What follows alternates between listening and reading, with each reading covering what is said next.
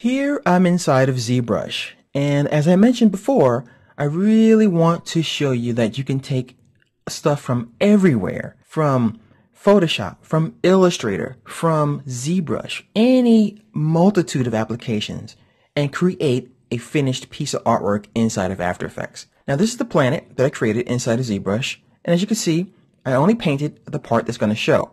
It's a little trick that you want to incorporate whenever you're doing any kind of production work. Never waste time on things the audience is never going to see. So if you're going to build a vast city and the audience is only going to see the front of that city, don't worry about building the back. There's no reason to put the bricks and the windows and everything if the camera's not going to go that way. So that's a little production tip that'll save you tons and tons of time. So once again, nothing back here. And you can see the planet has a little bit of a shine on it. It's not very fancy. And I simply saved out the render by having a black background. And to do that, I went to my document window in ZBrush and I selected my background button and I chose the background color by choosing this guy and holding down my mouse to drag to the black end of this little color picker area. And now I have a black background. From there, I went to my render button and I chose to create maps. Now to do this in ZBrush 4, you have to first do a best preview render.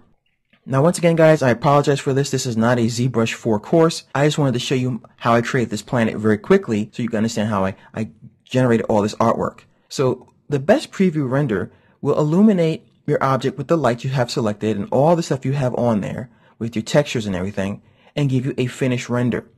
Once you've done this, you can go ahead and then choose to create maps, and you can have the image map, the depth map, your shadows, your ambient occlusion, and your mask, which you can then composite inside of Photoshop. So typically when you create maps here, it's going to tell you which one you want to create. Then you click on image, and then once again it's going to tell you, please execute a best preview render, and try again. You click this button. ZBrush renders out your scene, and now you can go back to render, and you can click on one of these at a time, and then save it to your desktop or whatever you want to. So this would be the render, and then if I click here, I'd have my depth map. And by hovering my mouse over these icons, I get a preview as to what each of these maps or output renders look like. So the render for the image is the planet itself. The depth map is the information that ZBrush generates telling you the near and far areas of your object.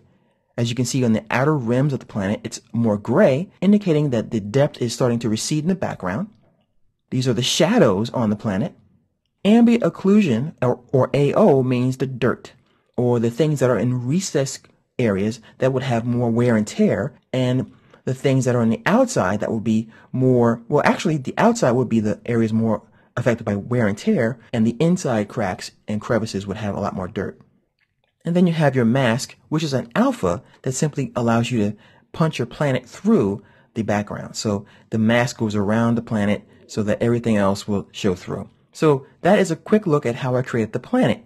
Now don't worry, this is already ready for you guys as a PNG file inside of your work files folder.